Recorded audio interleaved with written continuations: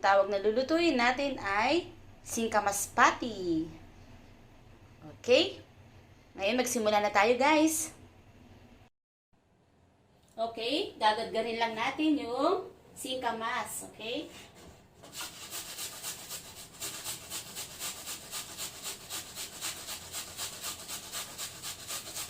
Diba, napakasimple lang. Gawin mo lang ha, ng ganito.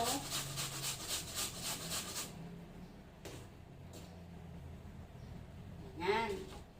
Gawin mo lahat hanggang sa matapos yung dalawang singkamas or higit pa. Depende sa inyong kagustuhan kung gaano karami yung gagawin. Tapos, i-adjust nyo lang yung ingredients kung gaano karami. So, multiply nyo lang siya, okay? Ayan guys, nagadgad na yung ating singkamas. Gagamit din tayo ng 1/4 cup ng vegetable oil.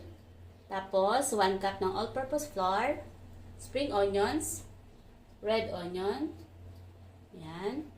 Tapos, meron din tayong bawang. Nakita nyo, meron akong meat. Ayan, malilit na ham. Pwede rin bacon guys or any meat na pwede nyo ihalo. Or gusto nyo, pwede yun. Kita nyo, gagamit din tayo ng asin. Okay, let's now start.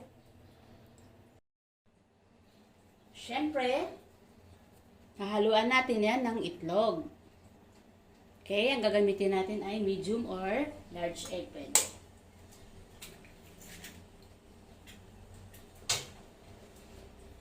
Tapos, imimix lang.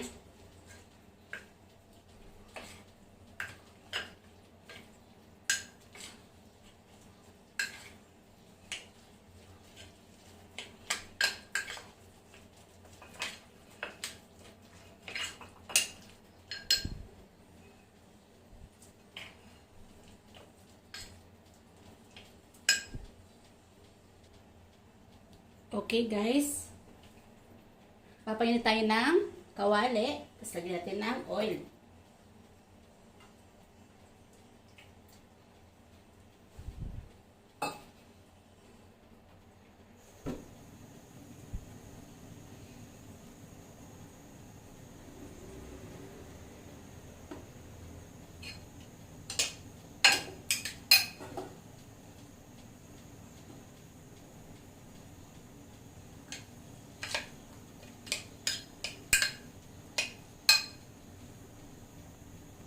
Okay, mainit na ang mantika.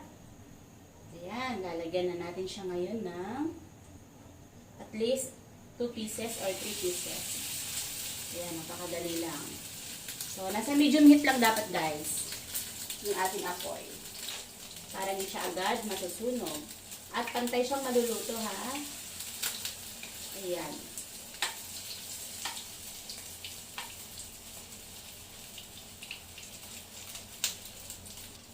Check natin guys. Yan. Kabilang side, luto na. Diba, napakadali lang lutuin.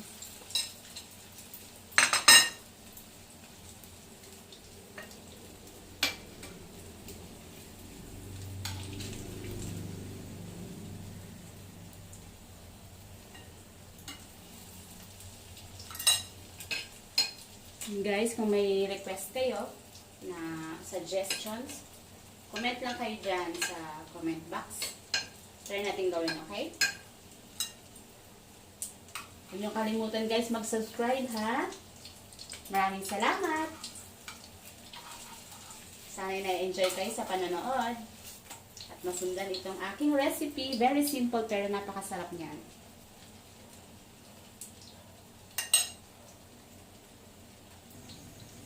Yan guys, yung aking second batch ng patty. Thank you nga pala sa madalas na manood sa aking channel. Keep on watching guys. Pa-share na rin guys sa inyong mga friends guys ang aking channel. Eto na guys, luto na ang ating simpleng singkamas. Ginawa nating masarap. Nag-enjoy ba kayo guys? Salamat sa inyong panonood. Don't forget to please subscribe. Hanggang sa muli. Bye-bye!